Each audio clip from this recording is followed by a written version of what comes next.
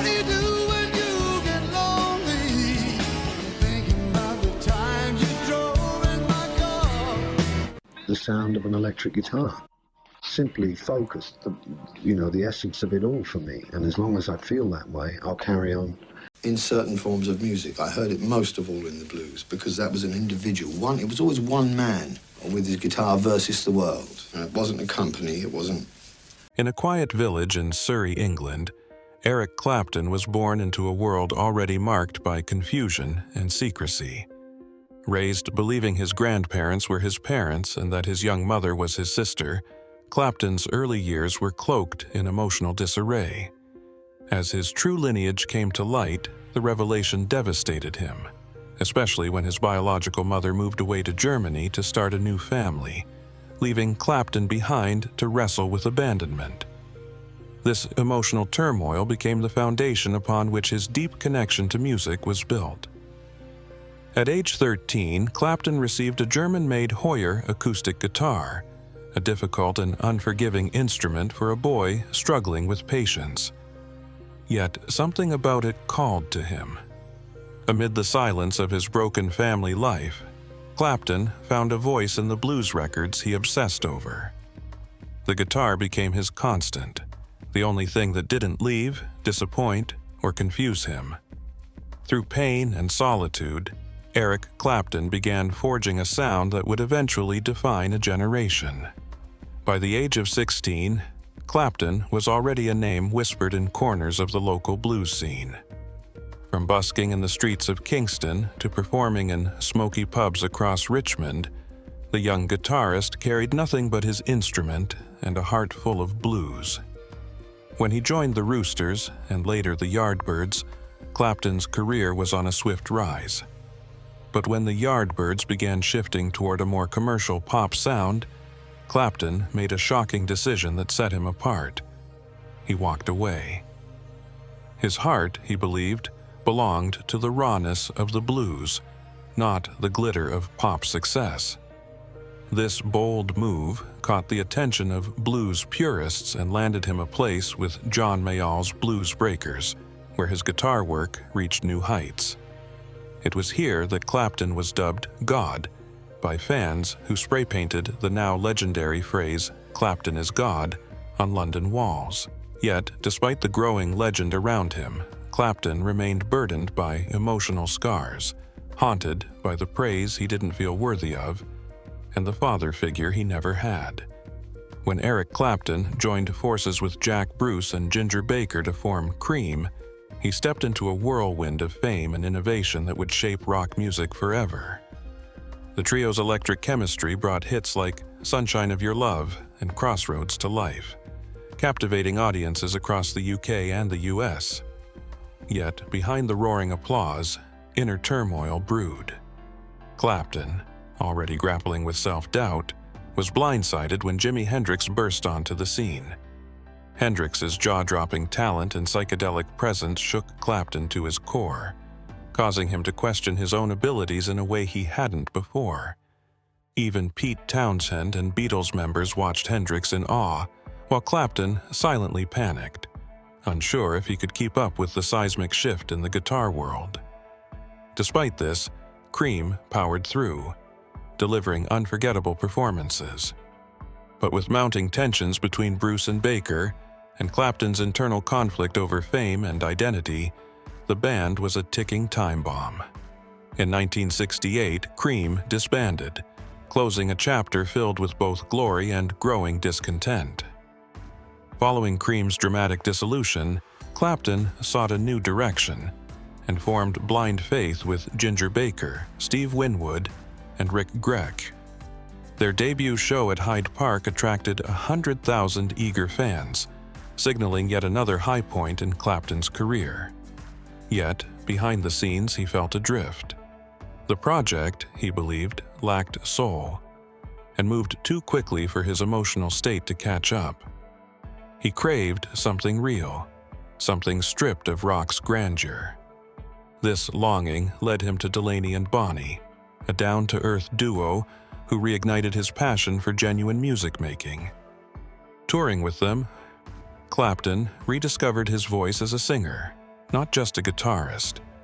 Their encouragement prompted him to release his first solo album, marking a turning point. It wasn't about dazzling guitar solos, it was about storytelling, emotion, and healing. For the first time, Clapton wasn't chasing stardom. He was chasing peace. The simplicity of Delaney and Bonnie's sound reminded him of why he started playing music in the first place, and, for a while, he felt grounded. The formation of Derek and the Dominoes allowed Clapton to shed the spotlight and play from the heart again, alongside Bobby Whitlock, Carl Radle, and Jim Gordon, fellow musicians who valued authenticity over ego. However, the emotional turmoil Clapton carried into the sessions was overwhelming. He had fallen deeply in love with Pattie Boyd, the wife of his close friend George Harrison. That unrequited love fueled the raw energy behind the iconic album Layla and other assorted love songs. Clapton poured his soul into every track, particularly Layla, which became an anthem of desperation and heartbreak. During these sessions in Miami, fate brought guitarist Duane Allman into the fold, whose haunting slide guitar riffs added layers of pain and longing to Clapton's compositions. Their chemistry was electric, creating moments that still echo through rock history. Yet, beneath the music, Clapton was unraveling. He was a man in love, in pain, and increasingly consumed by emotional and chemical dependencies, all of which threatened to destroy the fragile balance he had found. Just as Clapton was forming deep bonds with Duane Allman, tragedy struck again. During the recording of Layla, Clapton was devastated to learn that Jimi Hendrix had died, on the very night Clapton intended to give him a rare left-handed Stratocaster. The news was crushing, and soon after, Allman himself was killed in a motorcycle accident. These back-to-back losses unraveled Clapton further. Though the music was powerful, the reception was lukewarm, leaving Clapton disillusioned. The Dominoes disintegrated during a turbulent U.S. tour, plagued by infighting and substance abuse. Clapton, drowning in addiction, vanished from the public eye. Heroin consumed him, and his once legendary guitar now collected dust. He only emerged briefly for George Harrison's concert for Bangladesh, a performance where he could barely stand. As his world darkened, the stage lights faded, and it seemed Clapton might become another tragic footnote in rock history. He was broken, battling demons that no song could silence, and retreating into isolation where every silence screamed louder than applause ever could. It was fellow musician Pete Townshend who threw Clapton a lifeline. In 1973, Townshend organized the Rainbow Concert, an effort to pull Clapton out of his heroin addiction and reintroduce him to the world.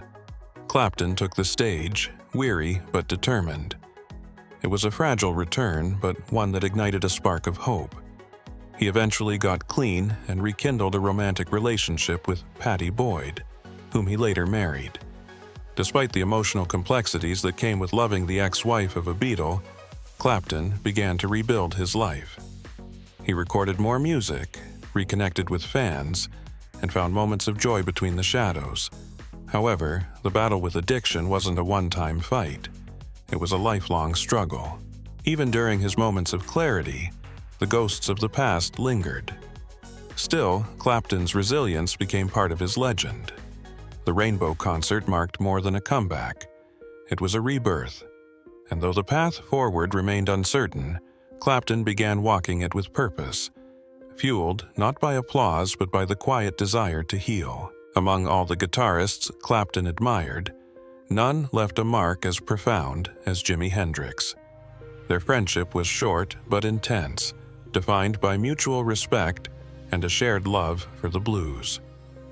Clapton had once invited Hendrix to perform with Cream in 1966, only to be left speechless by Hendrix's otherworldly skill.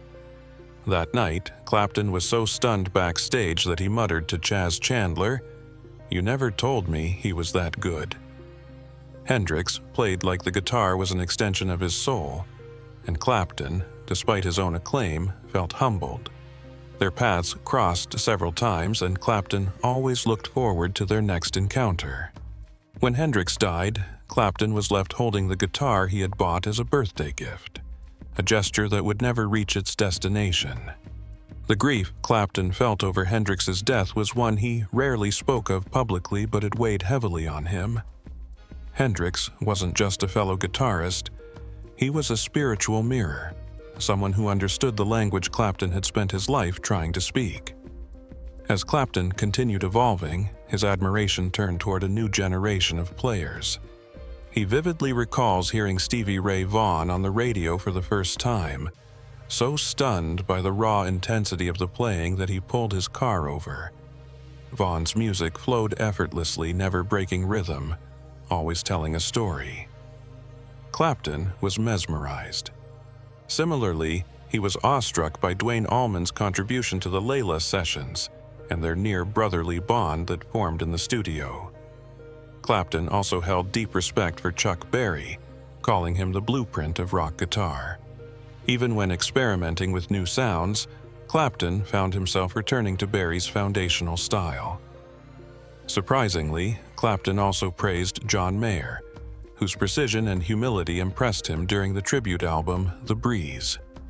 And then there was Jeff Beck, a fellow Brit whose intense focus and disregard for fame Clapton admired deeply.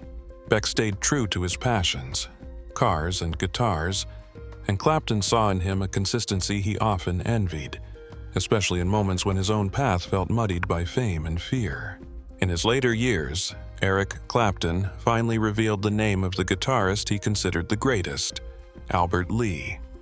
Known for his effortless speed and graceful technique, Lee represented everything Clapton valued: restraint, emotion, and mastery without ego. Clapton described Lee's playing as pure beauty, noting that he could make even the most complex licks sound like second nature. It was Lee's quiet brilliance that stood out most to Clapton, a man who had played alongside legends yet still found awe in the subtleties of another's style. Reflecting on a life filled with staggering highs and harrowing lows, Clapton's ultimate tribute wasn't to fame or fortune, but to those who inspired him along the way: the friends, the rivals, the mentors, and the ones lost too soon. In a world that once labeled him a god, Clapton's humility remained intact. His reverence for his fellow musicians paints the picture of a man who, despite the spotlight, never stopped listening, learning, and loving the true heart of music.